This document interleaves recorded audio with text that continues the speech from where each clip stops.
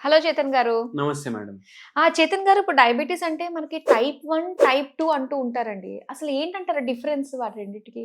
రోగం ఎట్లా అయితే వస్తది గదా! ఆ రోగం గురించి స్టడీ అయ్యి మళ్ళా దాంట్లో డివిజన్స్ అయితాయి.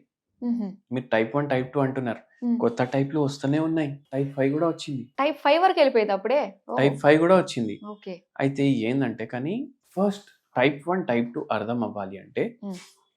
మనకు షుగర్ వ్యాధి అంటే ఏంది అర్థం అవ్వాలి. హ్మ్. షుగర్ వ్యాధి ఏంది? షుగర్ వ్యాధి ఏంది? అందరూ ఏడుసుకుంటా చెప్తారు. నాకు షుగర్ అయిపోయిందనేసి కొందరు అట్లా చెప్తారు. అవునా కాదా? నేను గూడా నీ గ్యాంగే ఇప్పుడు అనేసి. ఆ! షుగర్ వ్యాధి అంటే ఏంది? హ్మ్.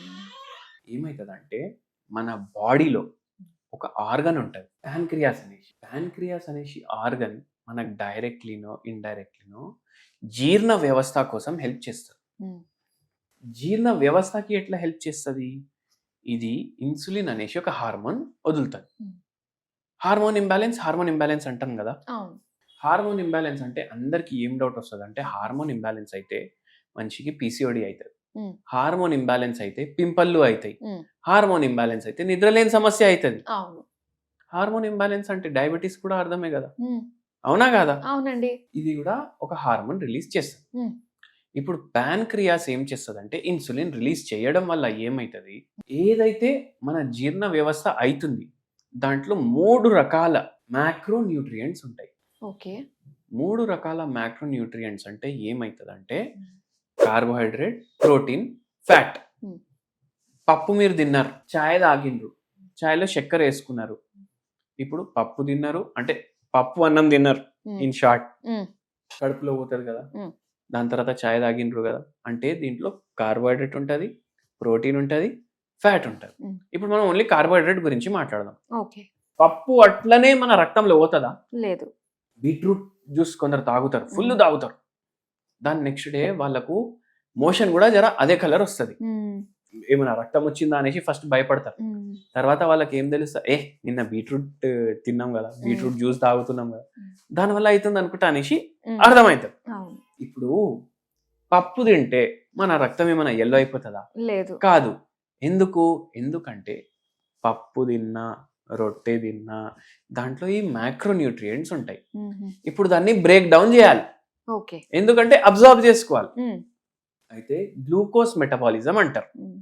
ఇన్సులిన్ ఏం చేస్తది? ఏదైతే కార్బోహైడ్రేట్ ఉంటది, కార్బోహైడ్రేట్ మెటబాలిజం. ఇప్పుడు దాన్ని బ్రేక్ డౌన్ చేసి, ఇప్పుడు ఏ ఫుడ్ అన్నా మనం తింటే దాంట్లోకెళ్ళి నాకు నీరసం అనిపిస్తది డాక్టర్ నేను టైంకి తినకపోతే హ్మ్. అనేసి అంటారు కదా! ఎందుకు? తింటే ఏమైతది? అది బ్రేక్ డౌన్ అయ్యి, అబ్జర్వ్ అయ్యి, అది ఎనర్జీ రిలీజ్ చేస్తది. హ్మ్. ఇప్పుడు కార్బోహైడ్రేట్ అంటే గ్లూకోజ్ కదా! అవును. అది బ్రేక్ డౌన్ అయిపోయింది. గ్లూకోజ్ వచ్చింది. ఆ గ్లూకోజ్‌ని మళ్ళా మెటబలైజ్ చేసి బాడీ ఏమో ఎనర్జీ రిలీజ్ చేసింది. హ్మ్. ఈ పని ఇన్సులిన్ చేస్తది. ఓకే. మళ్ళా ఇప్పుడు కాంపిటీషన్ పెట్టుకున్నారు. హ్మ్. ఇద్దరు దోస్తులు. ఏం చేస్తారు? ఎవరు ఎక్కువ థమ్స్ అప్‌లు తాగుతాడు. హ్మ్. ఒక 5, 6 బాటిల్‌లు తీసుకున్నారు. పోయేది షుగర్ మొత్తం. పోయింది. ఏమైతది? బాడీలో ఉన్న గ్లూకోజ్ లెవెల్ ఆ! ఇంత లీటర్ ఇద్దరు తాగేసిండ్రు. ఓకే. వాళ్ళకి కూడా షుగర్ వ్యాధి ఉన్నా లేకున్నా హ్మ్. ఇమ్మీడియేట్‌లీ అయితే పెరుగుతది కదా! అవును. పెరిగిపోయింది ఇద్దరికి గ్లూకోజ్. హ్మ్. ఇప్పుడంత గ్లూకోజ్ కంటిన్యూ అట్లనే ఉంటే హ్మ్. బాడీకి ప్రాబ్లమ్ అయితది కదా! హ్మ్. అయితే అదే ప్యాన్‌క్రియాస్ ఏం చేస్తది? హుహు. ఆ గ్లూకోజ్‌ని గ్లైకోజెన్‌లో కన్వర్ట్ చేస్తది. ఓకే. ఇది ఎక్కడ స్టోర్ అయితది? ఇది బ్రెయిన్‌లో స్టోర్ అయితది. ఓహ్! లివర్‌లో స్టోర్ అయితది. ఓకే. మళ్ళా మన మజిల్స్‌లో స్టోర్ అయితది. ఓహ్! ఇప్పుడేంది అరే! రేపు వరలక్ష్మి వ్రతం ఉంది. ఫాస్టింగ్ చేయాలి. హ్మ్. చేస్తారు కదా! చాలా మంది చేస్తారు. హ్మ్. నేనైతే ఓన్లీ వాటర్ తాగేసి ఉంటా నైట్ వరకు. హ్మ్. కొందరు చేస్తారు టిఫిన్‌ల ఫాస్టింగ్. 3 పూటలు టిఫిన్‌లు తినేస్తారు. హ్మ్. అవునా కాదా? అవును. ఆ ఫాస్టింగ్ కాదు. మొత్తం రోజు నేను ఓన్లీ వాటర్ తాగి ఉంటా. ఓకే. అట్లాంటివి కూడా ఫాస్టింగ్‌లు ఉంటాయి. డైలీ మార్నింగ్ 9కి మీరు తింటారు. హ్మ్. మీకు ఆకలి అయితది. అరే! ఇట్లా తినొద్దు మనం ఫాస్టింగ్. హ్మ్. హాఫ్ అన్ అవర్ ఆకలి ఉంటది. హ్మ్. దాని తర్వాత ఆకలి వెళ్ళిపోతది కదా! హ్మ్. అవును. కానీ అంతకుముందు నైట్ మధ్యాహ్నం కూడా మీరేం తినలేదు బయట పని మీద. ఓకే. ఇప్పుడు గ్లూకోజ్ తగ్గుతుంది బాడీలో. హ్మ్. ఇప్పుడు ఏం చేస్తది బాడీ? ఏదైతే గ్లైకోజన్ స్టోర్డ్ ఉంది కదా! హ్మ్. దాన్ని మళ్ళీ గ్లూకోజ్‌లో కన్వర్ట్ చేస్తది. ఓకే. ఇది కూడా పాన్‌క్రియాసే చేస్తది. ఓకే. దీనికి ఇన్సులిన్ కాదు. గ్లూకాగన్ అనేసి హార్మోన్ ఉంటది. ఓహో! అది చేస్తది. అంటే స్టోర్ చేసుకుంటున్నారు. ఫ్యూచర్ లో యూజ్ అయ్యే దానికోసం ఆ. స్టోర్ చేస్తుందండి. ఇప్పుడు ఇంతమంది పాలిటిషియన్లు కొందరు నిరాహార దీక్ష చేస్తారు. వాళ్ళకు కూడా వాళ్ళ బాడీలో గ్లైకోజన్ ఉంటది కదా, అది రిలీజ్ అవుతుంది అప్పుడు. ఓకే. ఇప్పుడు గ్లైకోజన్ కూడా ఖతం అయిపోయింది, గ్లూకోజ్ కూడా ఖతం అయిపోయింది, ఎనర్జీ కావాలి, కీటో డైటింగ్ చేస్తారు కొందరు, వాళ్ళలో ఫ్యాట్ మెటబాలిజం అవుతుంది. ఓకే. కొందరు పని చేస్తారు, వాళ్ళకు ఎనర్జీ సరిపోవట్లేదు, కార్బోహైడ్రేట్లకు వెళ్ళి ఫ్యాట్లకు వెళ్ళి, అప్పుడు మజిల్ కూడా డ్యామేజ్ అవుతుంది. అట్లా ఉంటది. ఫస్ట్ అయితే ఇది మనకు అర్థమైంది. టైప్ 1 టైప్ 2 అన్నారు. టైప్ 1 పేషెంట్ ఉన్నాడు అనుకోండి, ఇది 5% షుగర్ వ్యాధి పేషెంట్లకి ఉంటది. ఓకే. వీళ్ళల్లో ఇన్సులిన్ ప్రొడ్యూసే కాదు. ఓ. ఎందుకు? బీటా సెల్స్ అనేసి సెల్స్ ఉంటాయి, అవి అసలు ఉండవు ఒక్కొక్కసారి, లేదు అంటే ఉన్నాయంటే డ్యామేజ్ అయిపోతాయి. ఓహో. ఓకే. ప్రొడ్యూసే కాదు, దాన్ని టైప్ 1 అంటారు. టైప్ 2లో ఏమవుతుంది? ఇప్పుడు టైప్ 2 మన దగ్గర కూడా చాలా మంది పేషెంట్లకి షుగర్ వ్యాధి తగ్గింది. ఇంత కాన్ఫిడెన్స్ తోటి ఎట్లా చెప్తాం మనం? టైప్ 2లో ఏమవుతుందంటే ఇన్సులిన్ ఏదైతే ఉంది కదా, అది రిలీజ్ అవుతుంది బాడీలో. ఓకే. కానీ మన శరీరం దాన్ని వాడుకోలేకపోతుంది. ఇప్పుడు వర్షం అవుతుంది, చాలా మంది అరే నేను వర్షంలో ఒకసారి తడుస్తా అనేసి అనుకుంటారు. ఛత్రి పట్టుకొని పోతే తడుస్తామా? లేదు. కానీ వర్షం అవుతుంది. ఇది కూడా అట్లనే. ఏంటంటే ఇన్సులిన్ రెసిస్టెన్స్ అంటే ఒక లేయర్ ని ఇన్సులిన్ అది గ్లూకోజ్ మెటాబాలిజం అవ్వకుండా చేస్తుంది. ఇప్పుడు ఈ లేయర్ ఏంది? Loss of physical activity, sedentary lifestyle. ఇప్పుడు పేషెంట్లు ఏమంటారు తెలుసా, మీకు షుగర్ వ్యాధి ఎందుకైనా మీకు ఏమైనా టెన్షన్స్ ఉన్నాయని అడుగుతాం కదా. ఒక పేషెంట్ నాకు ఇదే మాట అన్నారు, నాకేం టెన్షన్ సార్, 3 పిల్లలు నాకు, అబ్బాయిలు 3 బయట దేశాల్లో ఉన్నారు, కోట్లు సంపాదిస్తున్నారు, మా ఇల్లు ఒక చిన్న ఇల్లు ఉండే, మాది ఇప్పుడు ఇంత పెద్ద ఇల్లు ఉంది, 5 మా ఇంట్లో పనిచేస్తారు, దేనికి? ఇంటిని మెయింటైన్ చేయడానికి.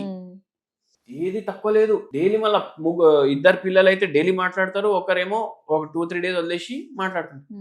కానీ ఇప్పుడు ఏంది అంటే హస్బెండ్ కూడా ముసలోళ్ళు, 2 ముసలోళ్ళే కదా, దాంట్లో ఏమైపోతుంది? ఒంటరితనం అయిపోతుంది. ఎంతసేపు మనకు పక్క ఇంటి వాళ్ళు కూడా మాట్లాడడానికి లేరు. ఇంతకుముందు ఎట్లా వారానికి ఒకసారి సత్యనారాయణ వ్రతం ఉంటుంది, ఎవరో ఇంట్లో నామకరణం ఫంక్షన్ ఉంటుంది, ఎవరో మళ్ళీ ఇంట్లో ఇంకోటి హౌస్ వార్మింగ్, ఇల్లు కొన్నాం రండి గృహప్రవేశం చేస్తున్నాం, వారం వస్తుంది అందరు పోతాం అందరు. ఇప్పుడు ఏముంది? వాట్సాప్ లో మనం విష్ చేసుకుంటాం, కొత్త ఇల్లు కొంటే వాట్సాప్ లో ఫోటోలు వేసుకుంటాం, అవునా కాదు? అరే టైం లేదు ఎట్లా రాలేంది అనేసి. మనం 10 ఏండ్ల నుంచి అదే ఇంట్లో ఉంటే కూడా పక్క ఇంట్లో ఆ అంకల్ పేరు ఏముందో మనకు తెలియదు. అవునండి. దీన్ని సెడెంటరీ లైఫ్ స్టైల్ అంటారు. ఇంతకుముందు ఇది ఉండకపోతుండే. ఊర్లలో గానీ సిటీలలో గానీ చెట్ల కింద 4-5 అందరూ పని మీదకి వెళ్ళి వస్తే ముచ్చట్లు పెట్టుకుంటుండే, చబుత్రాల మీద కూర్చుంటుండే, గంటలు మాట్లాడుకుంటుండే. ఇప్పుడు అవన్నీ ఏం లేదు. దీన్నే సెడెంటరీ లైఫ్ స్టైల్ అంటారు. మీరు ఒకసారి చూడండి, why social circle is important for diabetes అనేసి మీకు తెలుస్తుంది. అంటే మనిషి ఒక 4 మధ్యలో ఉంటే, సోషల్ యానిమల్ మనం, 4 మధ్యలో ఉంటేనే రోగాలు తక్కువ వస్తాయి. షుగర్ వ్యాధి పెరగడానికి ఇది కూడా ఒక కారణం. అందుకే అట్లా సెడెంటరీ లైఫ్ స్టైల్ వల్ల నిద్ర ఉండదు, ఫిజికల్ యాక్టివిటీ ఉండదు. జెనెటిక్ అయితే అందరికీ జెనెటికే కదా. మా చెల్లెకి ఉంది నాకు లేదు అని చెప్తారు కొందరు, మా డాడీకి ఉంది నాకు లేదు షుగర్, కొందరు అట్లా అంటారు లేని వాళ్ళు. అంటే అందరికి జెనెటికే షుగర్. సో అయితే మరి వీటికి హోమ్ రెమెడీస్ ఏమున్నాయంటారండి? టైప్ 1 టైప్ 2 హోమ్ రెమెడీ ఉసిరికాయ, ఓకే, పచ్చిది, దాని మురబ్బా అనేసి కూడా అమ్ముతారు ఆయుర్వేదం దుకాణాల్లో. అవునండి. ఉసిరికాయ మురబ్బా అనేసి, ఆమ్లా మురబ్బా అనేసి. అది కాదు, ఫ్రెష్ ఉసిరికాయ. ఓకే, మీరు తెచ్చుకోండి, ఎప్పుడైతే అవైలబుల్ ఉంటుందో అప్పుడు. దాన్ని ఫ్రిడ్జ్ లో 1 year పెట్టుకొని వాడతా అంటే వద్దు, ఎప్పుడు ఉంటది అప్పుడు. డైలీ హాఫ్ ఉసిరికాయ మీరు దంచుకొని వాటర్ లో కొద్దిసేపు లైట్ గా గోరువెచ్చని నీళ్ళలో కలుపుకోండి. మీకు చాలా పుల్లగా అనిపిస్తుంది అనుకోండి, మీరు కొద్దిగా దాంట్లో తేనె ఒక 1-2 drops వేసుకోండి, మరీ చెంచాలు కాదు. అది మీరు రెగ్యులర్ తీసుకోండి. లేదు అంటే ఉసిరికాయ పచ్చడి తీసుకోండి. ఉసిరికాయ తోటి మీరు ఇప్పుడు మనం లెమన్ రైస్ ఎట్లా తయారు చేసుకుంటాం, అట్లా ఉసిరికాయతో రైస్ కూడా తయారు చేసుకోవచ్చు, తెలుసా మీకు? అవునండి. అది తయారు చేసుకొని తినండి దాని సీజన్ ఉన్నప్పుడు. ఓకే. మళ్ళీ దాని తర్వాత రసం కూడా చేసుకుంటారు కొందరు, తెలుసా మీకు? ఉసిరికాయ రసం చేసుకోండి. ఇట్లా అది అవైలబుల్ ఉన్నప్పుడు మీరు రెగ్యులర్ దాన్ని వాడండి, లేనప్పుడు ఉసిరికాయ తొక్కు తినండి, ఇంతే తినండి. అట్లా డయాబెటీస్ లో చాలా మనకు బెనిఫిషియల్ ఉంటుంది. ఎందుకు? దీంట్లో విటమిన్ సి ఉంటుంది, యాంటీ ఇన్ఫ్లమేటరీ ప్రాపర్టీస్ ఉంటాయి.